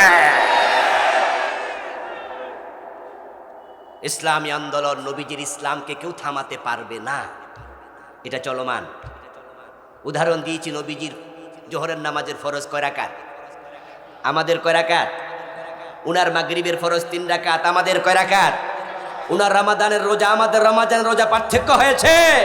তো নবী যেই কোরআন দিয়ে দেশ চালিয়েছে, সাহাবী যে কোরআন দিয়ে দেশ চালিয়েছে, ওই কোরআন বাংলাদেশে আছে না নাই?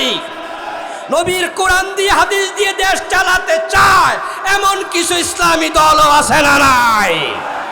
তো তুমি তার ভিতরে কেন ঢুকলে না?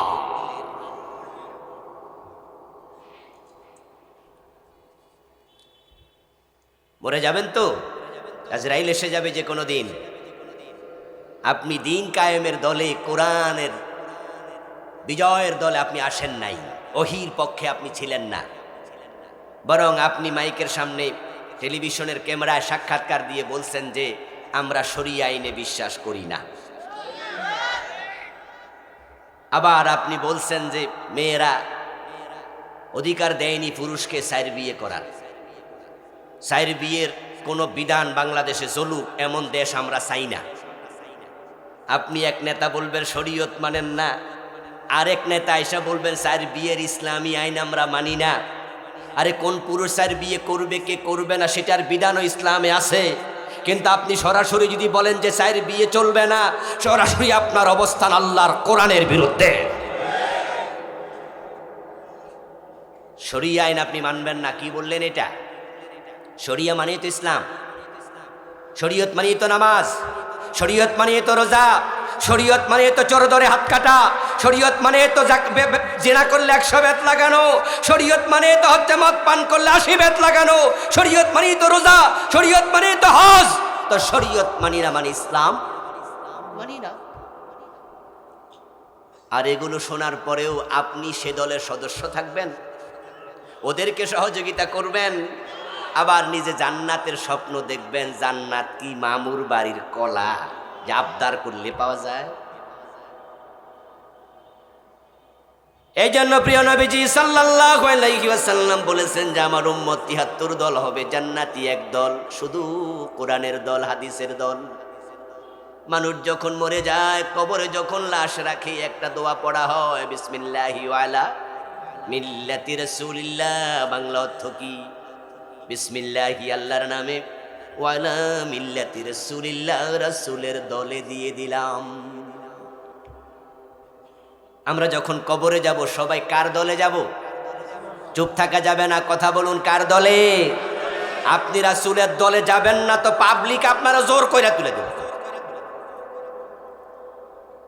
কারণ মরার পরে তো আপনার সাদা কাফন পড়াইয়া দুই মাথা কিন্তু বাইন্দা দিব, ঠিক না? ঠ্যাঙে কোরআন বানবো, মাথায়ও বানবো, ফলানোর জায়গা নাই, বাইন্দা দিয়ে বুঝাইছে যাইবি কই বেড়া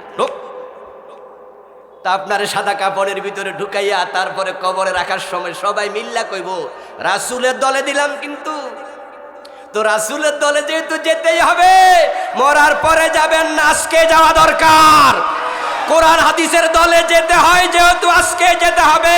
কোরআনের দলে আসতে কে কে রাজি? দুই হাত তুলে দেখান।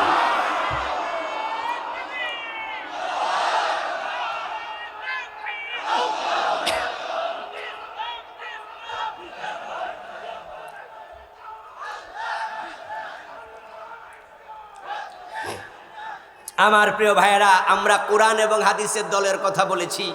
কোরআন এবং হাদিস কি বাংলাদেশি কোনো রাজনৈতিক দলের কিতাব? এটা সকল মুসলমানের কিতাব। সুতরাং আপনি ভাববেন না আমি অমুক রাজনৈতিক দলের ভোট দিতে কইছি, আর মাঝখানে বয়ে বয়ে বলবেন যে মাহফিলে আইসে এরকম কয়। আরে দোস্ত, মাহফিল তো কোরআনের কথাই বলে, হাদিসের কথাই বলে। যদি তোমরা কোরআন হাদিসের পক্ষে চলে আসো, আমরা তোমাদেরকে কাঁধে তুলে নাচবো।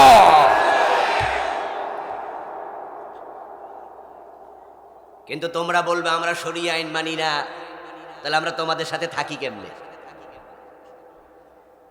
আমার প্রিয় ভাই, তওবা করো, ঈমান নবায়ন করো। মানুষ মাঝে মাঝে এমন কিছু কথা বলে, কথা বলার সাথে সাথে ঈমানটা চলে যায়। এই জন্য প্রিয় নবীজি বলছেন জাদ্দিদু ঈমানাকুম বিকাউলি লা ইলাহা ইল্লাল্লাহ। তোমরা মাঝে মাঝে কালেমা পড়ে তোমাদের ঈমানকে নবায়ন করে নিও। নবীজি সাল্লাল্লাহু আলাইহি ওয়াসাল্লামকে আল্লাহ তাআলা দ্বীনের বিজয়ের জন্য পাঠালেন, যেটা নবীজির জীবনের লক্ষ্য। 3টি সূরা থেকে শোনালাম। এবার আপনাদেরকে একটু প্রশ্ন করব, যারা জবাব জানেন জবাব দিন। আমার রাসূল যখন বিদায় নেন তখন দ্বীন পরাজিত রেখে গেছেন না বিজয়ী? তাহলে নবীর জীবনের লক্ষ্যে তিনি 100% সফল। যখন তিনি পৃথিবীতে এসেছিলেন তখন যুগটার নাম ছিল আইয়ামে জাহিলিয়া। এর সে জঘন্য যুগ পৃথিবীতে আসেনি। কিন্তু প্রিয় নবী সাল্লাল্লাহু আলাইহি ওয়াসাল্লাম ইন্তেকালের আগে বললেন খায়রুল কুরুনি করনি। এখন আর জাহিলিয়াত নাই, শোনো আমার যুগ পৃথিবীর সর্বশ্রেষ্ঠ যুগ হয়ে গেছে। নবীজি ইসলামকে বিজয় করলেন এবং তিনি বললেন আল ইসলামু ইয়ালু ওয়া লা ইউলা আলাই।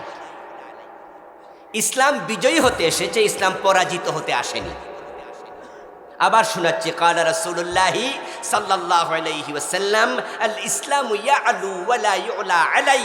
আমার রাসূল বলতেছেন ইসলাম বিজয়ী হতে এসেছে, পরাজিত হতে আসে নাই। এবার আপনাদের কাছে আমার প্রশ্ন, বাংলাদেশে 54 বছর ধরে ইসলাম কি বিজয়ী অবস্থায় আছে না পরাজিত? এখানে আমাদের ভূমিকা রাখা দরকার আছে না নাই? এই জন্য আল্লাহর কাছে জবাব দিতে হবে কিনা? হাসরের ময়দানে জবাব দিতে চাইলে ইসলাম বিজয়ের জন্য কাজ করা দরকার আছে না নাই? ইসলাম বিজয়ের একটি সুযোগ বাংলাদেশে এসেছে, এই সুযোগ কাজে লাগায় দাও। মাথা তুলে দাঁড়ালে হতে পারে আগামীর সংসদ কোরআনের সংসদ হয়ে যাবে।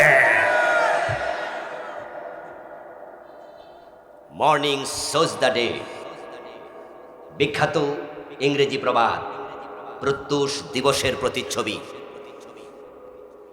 অগাস্ট বিপ্লবের পর, জুলাই বিপ্লবের পর 5ই অগাস্ট যখন রাম বামেরা বাংলাদেশ থেকে পালিয়ে গেল, বাংলাদেশের দৃশ্যপটটাই চেঞ্জ হয়ে গেল। আজকে যেই হেফাজতে আপনার খতমে নবুয়তের আহ্বানে ঢাকাতে যে বিশাল সম্মেলন হলো, লক্ষ লক্ষ মুসলিম একসাথ হলো, এর কিছুদিন আগে এই সোহরাওয়ার্দী উদ্যানে আরেকটি বড় ইসলামী দলের মহাসম্মেলন হলো। আসার পথে যাওয়ার পথে অ্যারেস্ট হয়েছে কয়জন? কথা বলে না কেন?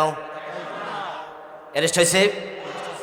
এখন আমরা যারা আলেম ওলামা আছি, আমাদের মাহফিলে কেউ কি এখন আর মাইক টেনে ফেলে দেয়? কোনো পুলিশ এসে কোনো বক্তাকে অ্যারেস্ট করে? জুলাই বিপ্লবের পর আল্লাহ বাংলাদেশের পরিবেশটাই ইসলামের পক্ষে এনে দিচ্ছে। এখন টিওন অফিসে যান, ডিসি অফিসে যান, এসপি অফিসে যান, এখন দাড়িওয়ালা মানুষ গেলে বরং ওরা আরো সালামদের সম্মান করে। আর আগে দাড়িওয়ালা ফাইলে গর্তে থেকে বাইর করে ধরছে। আমি যে প্রবাদটা বললাম, মর্নিং সজদা ডে, প্রত্যুষ দিবসের প্রতিচ্ছবি, ইসলাম বাংলাদেশে আসছে, আমরা মাথা তুলে দাঁড়ালেই কোরআন এখানে স্টাবলিশড হয়ে যাবে, বিজয়ী হবে। তার প্রমাণ হচ্ছে ঢাকা বিশ্ববিদ্যালয়, জাহাঙ্গীরনগর বিশ্ববিদ্যালয়, চট্টগ্রাম বিশ্ববিদ্যালয়, রাজশাহী বিশ্ববিদ্যালয়, চাকসু এবং ডাকসু প্রমাণ করেছে এদেশের যুবকেরা, যুবতীরা, শিক্ষিত লোকেরা ইসলামের পক্ষে চলে এসেছে। এখন আমরা একটু মাথা তুলে যদি দাঁড়ায়া যাই, ইসলাম ওরা এক হয়ে যায়, সব ইসলামী দল একসাথ হয়ে যায়, ইসলাম কেউ ঠেকাতে পারবে না, পারবে না, পারবে না। দিন বিজয়ের জন্য সকল ইসলামী দলের একসাথ হওয়া দরকার আছে না নাই? সকল নামাজি, হাজি, গাজী, ইসলামপন্থীর এবার কমপক্ষে কোরআনকে সংবিধান বানানোর জন্য ঐক্যমত দরকার আছে না নাই? আমরা আজকে দেখেছি বিশাল সম্মেলন খতমে নবুয়তের, ওখানের বক্তারা কি বলেছে? প্রায় সকল বক্তার একটাই বক্তৃতা ছিল, কাদিয়ানীদেরকে রাষ্ট্রীয়ভাবে অমুসলিম ঘোষণা। আচ্ছা, কাদিয়ানীরা তো মুসলিম না কাফের? তাহলে ফতুয়া ঘোষণার কিছু নাই, আমরা হেরা রাষ্ট্রীয়ভাবে ঘোষণা করলো কাফের, রাষ্ট্র না করলো কি, এটা নিয়ে তো অসুবিধা নেই। কিন্তু ওরা মুসলমানের লেবাস ধরে মুসলিমদেরকে ধোঁকা দিচ্ছে। এজন্য আমাদের দাবি হলো তাদেরকে রাষ্ট্রীয়ভাবে অমুসলিম ঘোষণা করো। আচ্ছা, এই দাবিটা আজকে যারা করলো, লক্ষ লক্ষ মানুষ গেল, শত শত বক্তা বক্তৃতা দিল, এই দাবিটা কার কাছে করলো? রাষ্ট্র বর্তমানে চালাইছে কে? কথা বলে না কেন? নাম বলেন না কি? উনি কিন্তু মোহাম্মদ ইউনূস, 2 নবীর নাম উনার একসাথে আছে নাকি? নাকি নামের আগে শুরুতে কি আর শেষ দিকে কি? মানে 2 নবীর নাম একা লইয়া বয়ে রয়েছে। কিন্তু আপনাদের কাছে আমার প্রশ্ন, আসলে কি উনি কাদিয়ানীদেরকে কাফের ঘোষণা করবে? দোস্ত, তাল গাছের কাছে বেল চেয়েও না, পুরুষ গরুর কাছে বালতি নিয়ে দুধ দহন করতে যেও না।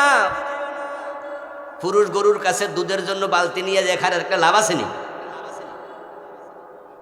এই 54 বছরের সরকারগুলো কাদিয়ানীকে কাফের ঘোষণা করেনি। গত 15-17 বছর আওয়ামী লীগ ঘোষণা করেনি। এর আগে বিএনপি সরকার ছিল, তারাও কাদিয়ানীকে কাফের ঘোষণা করেনি। ইউনূস মিয়াও করবে না। তাল গাছের কাছে বেল ছায়া লাভ হবে না। আমি তো বলি, যে কলম দিয়ে কাদিয়ানীদেরকে কাফের ঘোষণা করা হবে, ওই কলমটার মালিক তোমরা হয়ে যাও। ইসলামী সরকার আসলে ঘোষণা আমরা নিজেরা করে দেব।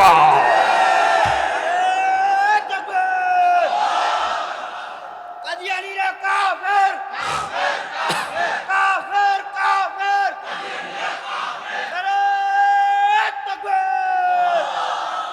আমার প্রিয় ভাইরা, তাল গাছের কাছে বেল চাইলে যেমন পাওয়া যায় না, পুরুষ গরুর কাছে দুধ পাওয়া যায় না, এই জাতীয় যারা ইসলামী মানে না, ডক্টর ইউনূস মিয়াকে আমরা ইসলামওয়ালারা ক্ষমতায় বসালাম।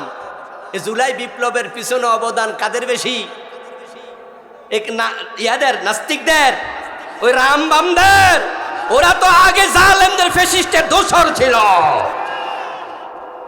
যে 2000 শহীদ হয়েছে তার মাঝে 14-1500 হলো নামাজি ইসলামওয়ালা পোলাপান, মাদ্রাসার ছাত্র, কলেজ ইউনিভার্সিটিতে নামাজ পড়ুয়া ছাত্র। আমাদের রক্তর উপর দিয়ে ডক্টর ইউনূস ক্ষমতায় বসলো, তারা আমরা আনলাম। আনার পরে উনি যে কমিশন বানালো সংস্কার, তার মাঝে 1 নাম্বারটা ছিল নারী নীতি সংস্কার, যেটার রিপোর্ট দিছে সবাই আগে 1 নাম্বারে দিছে। ওটাতে যেই প্রস্তাব দিছে ইসলামই থাকে না। ওরা নারী নীতির মাঝে লেখছে ইসলামের কারণে নাকি নারীরা বাংলাদেশে নিচে পড়ে আসছে। ওই যে আমি বলেছি তাল গাছের কাছে বেল চাইয়া লাভ নাই।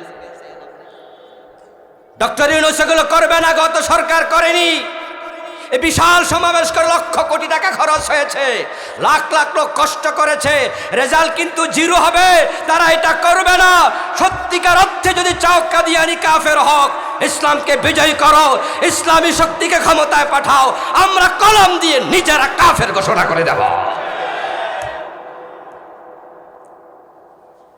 কিন্তু যেই হুজুররা আজকে বিশাল মাঠে সোহরাওয়ার্দী উদ্যানে মাইকের সামনে বক্তৃতা দিছে, ওরাই কিন্তু অনেকে তলে তলে আবার ওদের কাছে এমপি হওয়ার জন্য ধর্ণা দিচ্ছে। কিছু হুজুর আছে না নাই, 2-4টা আসন্নি পাওয়া যায়, এই জন্য ওদের কাছে গিয়ে ওদের পায়ের কাছে বয়ে থাকে, ওদের কাছে তেল মালিশ করে। তো তুমি ওদের কাছে কাদিয়ানি কাফের ঘোষণা চাইয়া লাভ কি? তারা তো অতীতে ক্ষমতায় ছিল, ঘোষণা করে নাই। দিন যদি বিজয় হয়ে যায়, মাথা উঁচু করে দাঁড়াতে পারবেন। কোরআন নবীজি বিজয় করে গিয়েছিলেন, নবীজির সুন্নাহ জীবিত করতে হবে। 92% মুসলমানের দেশ আল্লাহর আইনে কেন চলবে না? আচ্ছা, কোরআন যদি সংবিধান হয়, কোরআন যদি বাংলাদেশে বিজয়ী হয়, কোনো লস আছে? কোনো অসুবিধা আছে? বরং শুধু সুবিধা আর সুবিধা। নবীজির ইসলাম যখন পৃথিবীতে এস্টাবলিশড হয়েছিল, তার দৃশ্য, এস্টাবলিশড হওয়ার আগের দৃশ্য, আকাশ পাতাল ব্যবধান। জাহিলিয়াতের যুগে কথায় কথায় মানুষ খুন করত, দিনে দুপুরে ডাকাতি হতো, ছিনতাই হতো, চুরি হতো। কোন সুন্দরী রমণী যদি নিজের বাবার বাড়ি থেকে একা একা স্বামীর বাড়িতে 3 মাইল 4 মাইল দূরে যেত, প্রতিমধ্যে দর্শিতা হতো, ইজ্জত হারাতো। পুলুক লোকেরা, চোরেরা গহনা খুলে নিয়ে যেত। কোলের বাচ্চা যদি থাকতো ছোট, এমনও ঘটেছে কোলের বাচ্চাটাকেও লুট করে নিয়ে বাজারে দাস বানাইয়া বিক্রি করে দিছে। মানুষের ইজ্জতের নিরাপত্তা তখন ছিল না, সম্পদের নিরাপত্তা ছিল না, জীবনের নিরাপত্তা ছিল না। কিন্তু ইসলাম যখন এসেছে, ওমর রাদিয়াল্লাহু তাআলা আনহুর সময়ে ইসলামের ইতিহাস সাক্ষী দিচ্ছে, অর্ধ দুনিয়ার সম্রাট ওমর গাছতলায় একা একা ঘুমাতো, বডিগার্ডের প্রয়োজন ছিল না। নিরাপত্তা কাকে বলে? ইসলাম অর্থ শান্তি, ইসলাম অর্থ আত্মসমর্পণ, ইসলাম অর্থ নিরাপত্তা, আর অনেকগুলো অর্থ আছে। আল মুসলিম মান সালামা আল মুসলিমুনা মিন লিসানিহি ওয়া ইয়াদি। আপনি মুসলিম তখনই হবেন যখন আপনার হাত থেকে, আপনার মুখ থেকে অন্যরা নিরাপত্তা পাবে। আপনি মুসলিম তখনই হবেন, আসলিম ক্বালা আসলামতু লিল্লাহি রাব্বিল আলামিন, যখন নিজেকে আল্লাহর সামনে পরিপূর্ণ সমর্পিত করে দেবেন। আপনি মুসলিম তখনই হবেন যখন আসলিম তাসলাম, আপনি নিরাপত্তার ঘোষণা মানুষকে দেবেন, মানুষ আপনার কাছে নিরাপদ হয়ে যাবে, শান্তি প্রতিষ্ঠিত হবে। নিরাপত্তা, শান্তি আমরা দেখেছি নবীজি যখন এসেছিলেন, 3 দিনের উপবাস ছিল সাহাবারা। এমন ঘটনা ঘটেছে, ইসলাম এস্টাবলিশ হওয়ার পর দারিদ্রতার সমূলে মূলোৎপাটিত হয়েছে। হযরত ওমরের সময় জাকাত বিভাগের কর্মচারী জাকাতের টাকা কাঁধে নিয়ে ঘুরত, জাকাত খাওয়ার মতো লোক আর। আমি যে ওয়াজ করলাম, ইসলাম বিজয় করো, ইসলামকে ক্ষমতায় নেও, কিছু কিছু ভাইয়েরা বলবে যে আসলে এটা জানি কি জিনিস, ইসলাম ক্ষমতায় আসবে মানে কেমনি কি? আসলে এরকম কিছু না, একবারে সহজ। ইসলাম হচ্ছে মানুষের জীবন ঘনিষ্ঠ ধর্ম। আমাদের দেশের যে আইনগুলো আছে, এই আইনগুলোর কিছু কিছু আমরা চেঞ্জ করব, এটাই ইসলাম, আর কিছু না। যেমন বর্তমান আইন আছে, কেউ চুরি করলে তাকে জেলে দাও, আমরা এই জায়গাতে আইন প্রয়োগ করে দেব, জেলে দিয়া লাভ নাই, চোর ঢুকে জেল থেকে ডাকাত হয়ে বের হয়, আমরা সে জায়গায় হাত কাটার আইন চালু করে দেব। 100 চোরের হাত কাটো, লক্ষ চোর তারের মতো সোজা হয়ে যাবে। বেশি কিছু নয়, যা সামান্য সামান্য পরিবর্তন। এটা বুদ্ধিভিত্তিক কাজ হবে, আর কিছু না। এই যে আমরা ব্রিটিশ আইন ফলো করছি, সে আইন ফলো করে আমরা চোরদেরকে জেলে দিচ্ছি, চুরি বন্ধ হয়তো কোনো লাভ নাই। আচ্ছা, যারা চুরি করে, আপনারা এখানে কেউ কি চোরের পক্ষে আছেন? নাই তো। আমি জানি আপনারা কেউ চোরের পক্ষের লোক না, কিন্তু এরপরেও কিছু লোক চোরের হাত কাটার কথা শুনলে তারা বেজার হয়, চেহারা কালো হয়, তারা সমালোচনা করে। আচ্ছা বলুন তো, ইসলাম এস্টাবলিশড হওয়ার পর আমরা কি ভালো মানুষের হাত কাটবো? কার কাটবো? সবাই বলেন কার? তাহলে চোরের হাত কাটার কথা শুনে যে ব্যক্তি সমালোচনা করে, তাহলে সে কি নিশ্চয়ই চোর, অথবা চোরের খালাতো ভাই বটে। সে বাড়িতে আয়নার সামনে দাঁড়াইলে আয়নার ভিতরে চোর দেখে। আচ্ছা, ইসলাম কি এসে চোরের হাত কেটে দেবে? চোরের হাত কাটা হবে 4 নাম্বার প্রক্রিয়া। আল্লাযীনা ইম্মাক্কান্নাহুম ফিল আরদ আকামুস সালাহ ওয়া আতাউয যাকাত ওয়া আমারু বিল মা'রুফ ওয়া নাহাউ আনিল মুনকার। চোরের হাত কাটা 4 নম্বরে পড়ছে। এটা নাহি আনিল মুনকারের অংশ। ইসলাম আসলে নামাজ ভিত্তিক আইন চালু করবে, যে অফিস আদালত আজান হবে দোকান বন্ধ করো, টিউনো অফিসে টিউনো ইমাম হয়ে অন্যদেরকে নামাজ পড়াবে, ডিসি অফিসে ডিসি ইমাম হয়ে যাবে, বাইতুল মুকাররমের খতিব হয়ে যাবে বাংলার রাষ্ট্রপ্রধান। মাঝে মাঝে তিনি সেখানে খুতবা দেবেন, সাংবাদিকরা যাবে, তার এক একটা ভাষণ হবে দেশের জন্য এক একটা নতুন মাইল ফলক। আর মানুষ যখন নামাজি হয়ে যায়, অপরাধ নামাজের কারণে নিজে নিজেই অর্ধেক কমে যাবে। দ্বিতীয় হচ্ছে যাকাত। ও চোরেরা, ভয় পেও না, ভয় পেও না, তোমার হাত ইসলাম কেটে দেবে। কত গরিব চোর আছে, বলে হুজুর কামাই নাই, বাচ্চা 4-5 জন, আমি গরিব মানুষ, শরীরে বল নাই, রিক্সাও চালাতে পারি না, এজন্য তো মানুষের গাছের নারকেল চুরি করি, মসজিদে জুতা চুরি করি, ছাগলও মাঝে মাঝে চুরি করি। তো আপনারা এসে যদি হাত কেটে দেন, চুরি করলে হাত কাটবেন, চুরি না করলে বাচ্চা না খেয়ে থাকবে, তো আমরা কি না খেয়ে মরে যাব নাকি? ইসলাম যদি এমন, আমরা বলবো না, ইসলাম এসে যাকাত চালু করবে। যাকাত গরিবের হাতে ওমরের মতো আটার বস্তা কাঁধে লইয়া নেতারা গরিবের বাড়িতে চলে যাবে। এখনকার নেতারা তো চুরি করে, নিজেরা দেশের টাকা কানাডায় পাঠায়। ইসলামী নেতারা আটার বস্তা কাঁধে নিয়ে গরিবের বাড়িতে যাবে। ওমর সেটাই করেছেন, তারাই আমাদের আদর্শ, তারা আমাদের মুক্তাদা, আমরা তাদের মুক্তাদি। দারিদ্রতা থাকবে না। দারিদ্রতা চলে যাওয়ার পরও কিছু লোকের চুরি কিন্তু কমবে না, কারণ কেউ চুরি করে অভাবে, আবার কেউ করে স্বভাবে। এসালম গ্রুপ বাংলাদেশের ইসলামী ব্যাংকের 18টা শাখা থেকে টাকা নাকি বিদেশে পাচার করেছে 80,000 কোটি। আপনাদের কাছে আমার জিজ্ঞাসা, এসালম গ্রুপ ওরা কি গরিব মানুষ ছিল? আজ থেকে 3-4 যুগ আগে তাদের ঢাকা চট্টগ্রাম রোডে এসালম পরিবহন আমি দেখেছি, ক্লাস 2-3 বছর দেখেছি। তারা যদি আজ থেকে 40 বছর আগেই গাড়ি বাসের মালিক থাকে, কোটি কোটি টাকার মালিক থাকে, এবার যে 80,000 কোটি টাকা তারা চুরি করলো, বলুন তো এটা অভাবে না স্বভাবে?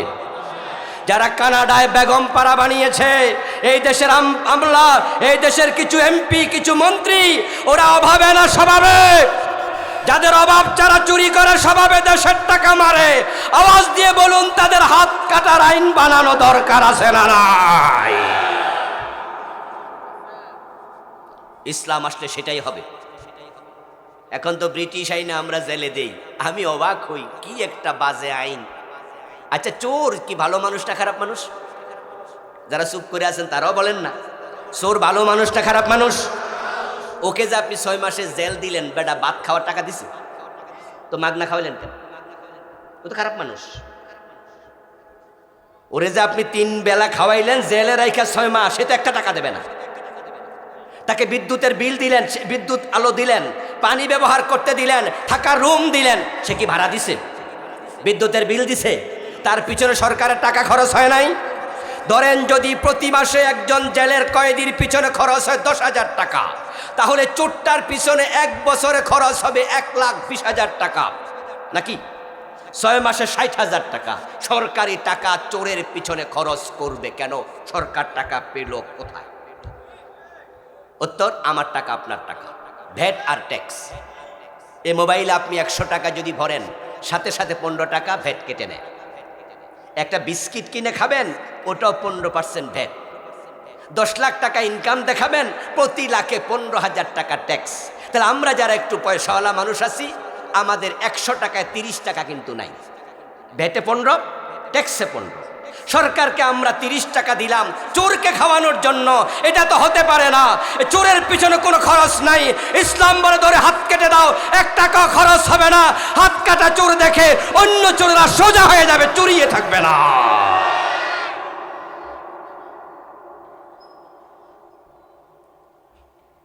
অদস্ত ইসলাম আসার অর্থ কি? ইসলাম আসার অর্থ হলো মাদক থাকবে না।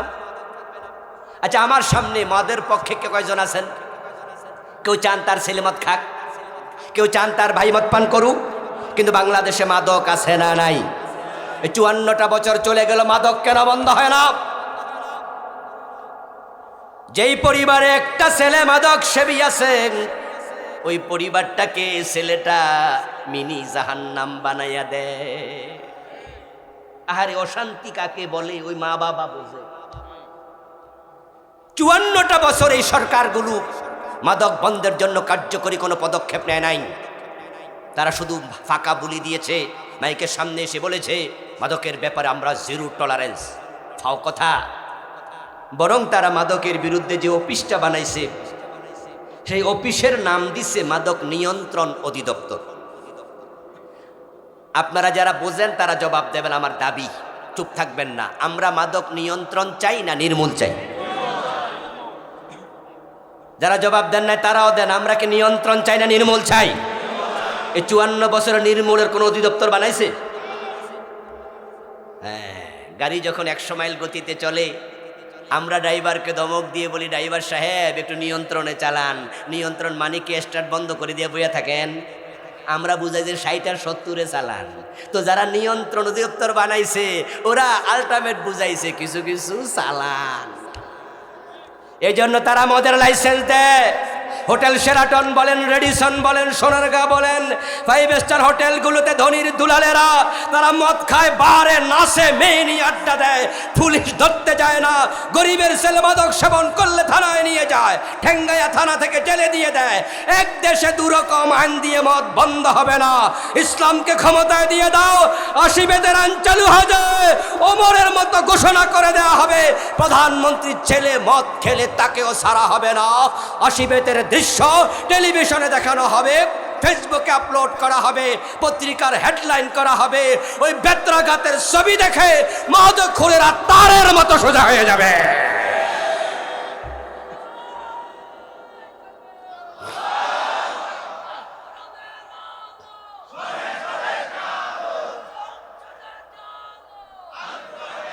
আমার প্রিয় ভাইয়েরা,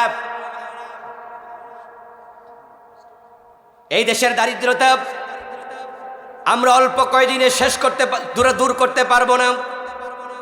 সময় দিতে হবে। সোনার বাংলা বানাবো আমরা। ইসলামপন্থী এমপিরা যখন এমপি হবে, নেতারা নেতা হবে, আপনার পকেটের টাকা তারা আর মেরে খাবে না, রাষ্ট্রের টাকা তসরুপ করবে না। দেশের টাকা ঠিকঠাক মতো কাজে লাগাতে পারলে মালয়েশিয়া যেমন অল্প কয়েকদিনে উচ্চতায় পৌঁছে গিয়েছে, 10টা বছর সময় দাও, সোনার বাংলা আমরা বানিয়ে তোমাদেরকে দেখিয়ে দেব। মাদক বন্ধ করতে আমাদেরকে 10 বছর দিতে হবে না, মাত্র 6 মাস দিবেন। ইসলাম এস্টাবলিশ করুন, মাদক 6 মাস পরে বাংলার সীমানায় থাকবে না। কারণ বড় সহজ। আমাদের ফেন্সিডিলের কোনো ফ্যাক্টরি নাই, সবগুলো ইন্ডিয়া থেকে আসে। হেরোইন বাংলাদেশে বানানো হয় না, বিদেশ থেকে আসে। ইয়াবা বাংলাদেশে বানানো হয় না, মায়ানমার থেকে আসে। আমরা বিজিবিকে বলে দেব তোমরা সিরিয়াস হয়ে যাও, এয়ারফোর্সকে বলে দেব বিমান সিরিয়াস হয়ে যাক, নেভিকে বলে দেব নৌপথে মাদক আসবে না, ৮০ বেদের আইন চালু করে দেব, একসাথে চলবে মাদক বাংলাদেশে ৬ মাসে থাকবে না। এশার আজান হয়ে গেছে, সামনে আর কথা দেব না, বাড়ি থেমে যেতে চাই। আল্লাহ যেহেতু এবার একটি নতুন সূর্যোদয়ের সম্ভাবনা আমাদের দেখিয়েছেন, আমাদের সতর্ক হওয়া দরকার, সাবধান হওয়া দরকার, বুঝে শুনে আগানো দরকার। ইখতিলাফ আমরা ভুলে যাব। হাত কেউ নাভির নিচে বাঁধুন বাঁধুন, কেউ বুকের উপরে বাঁধুন, কেউ একবারে ছাইরা দেন। হজে গেলে দেখবেন যে বাঁধেই না। আমিন আসতে বলুন, জোরে বলুন, এগুলো নিয়ে ইখতিলাফ আমরা আর করতে চাই না। ইখতিলাফ থাক নিজের জায়গায়, আমাদের স্লোগান হবে একটাই, মাসলাক যার যার, ইসলাম হোক সবার। আলেমরা এক হলে জালেমরা লেজ তুলে পালাবে। আগামীর বাংলাদেশ কোরআনের বাংলাদেশ হোক, সেই লক্ষ্যে সব ইসলামওয়ালাকে আল্লাহ ঐক্যমত্য হওয়ার তৌফিক দাও, বলুন আমিন। হাদা মা ইনদি ওয়াল ইলমু ইনদাল্লাহ, আলাইহি তাওয়াক্কালতু ওয়া ইলাইহি উনীব।